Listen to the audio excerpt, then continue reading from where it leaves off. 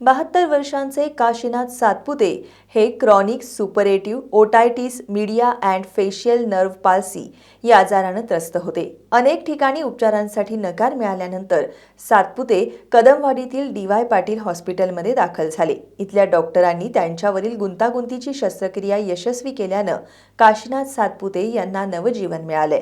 हॉस्पिटलच्या कान नाक घसा तज्ञ डॉक्टर राजश्री माने यांनी ही माहिती दिली आहे। सांगरोळी इथं राहणारे काशीनाथ सातपुते हे 72 वर्षीय आजोबांना 10 महिन्यांपूर्वी कानात दुखू लागलं। हळूहळू या ठिकाणी सूज येऊन त्यामध्ये पस निर्माण झाला। याचा परिणाम चेहऱ्याच्या नसेवर होऊन उजव्या बाजूचा चेहरा खराब झाला। त्यांना मधुमेह, हृदयविकार अशा अनेक आजारांनी ग्रासलं होतं। त्यामुळे त्यांच्यावर उपचार करणं मोठं जिकिरीचं बनलं होतं। या कालावधीत त्यांनी कोल्हापूर आणि आसपासच्या जिल्ह्यात उपचारासाठी अनेक हॉस्पिटलला विनवण्या केल्या, मात्र पदरी निराशाच आली। अखेर 9 जून रोजी ते डी.वाय. पाटील हॉस्पिटलमध्ये दाखल झाले।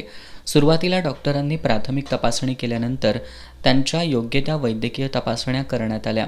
यामध्ये त्यांना chronic suppurative otitis media and facial nerve palsy हा आजार झाल्याचं निष्पन्न झालं। त्यांच्यावर 16 जून रोजी शस्त्रक्रिया करण्यात आली।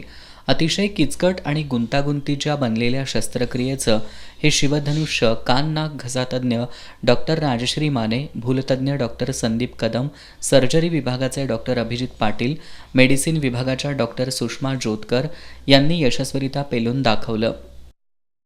पण ऑपरेशन करणं हे अतिशय कठीण काम होतं, कारण त्यांचा शुगर कंट्रोलमध्ये नव्हती आणि कार्डियक प्रॉब्लेम्स पण बरेच होते। पण आमच्याकडे भूलतज्ञ आणि मेडिकल विभाग इतका चांगला आहे, डॉक्टर कदम आणि डॉक्टर जोतकर मॅडम या दोघांनी मिळून त्या पेशंटचा आम्ही रिस्क घेऊन ही कॉम्प्लिकेटेड सर्जरी यशस्वीपणे पार पाडली। त्यानंतरही 2-3 दिवस पेशंट व्यवस्थित आयसीयूत होता।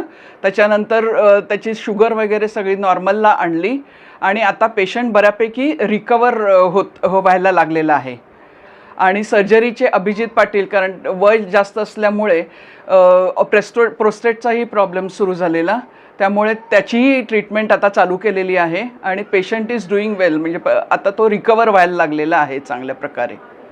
आणि त्याची चेहऱ्याची जी नस खराब झालेली आहे त्यातली थोडी आता ती इम्प्रूव्ह व्हायला लागलेली आहे। सध्या ते हळूहळू रिकवर होत आहेत। लवकरच त्यांना डिस्चार्ज देण्यात येणार आहे। आशा सोडलेल्या आणि हतबल झालेल्या सातपुते कुटुंबाला डी.वाय. पाटील हॉस्पिटलच्या माध्यमातून मोठा आधार मिळाला। याबद्दल कृतज्ञता व्यक्त करताना त्यांचा मुलगा मारुती सातपुते यांना गहिवरून आलं। त्यांनी हॉस्पिटलचे डॉक्टर्स आणि आमदार सतेज पाटील यांचे आभार व्यक्त केलेत। शुगरमुळं कानामध्ये पल्स झाला होता आणि कीड झाली होती। हे 9 महिने 4 खाजगी डॉक्टरांना समजलंच नाही।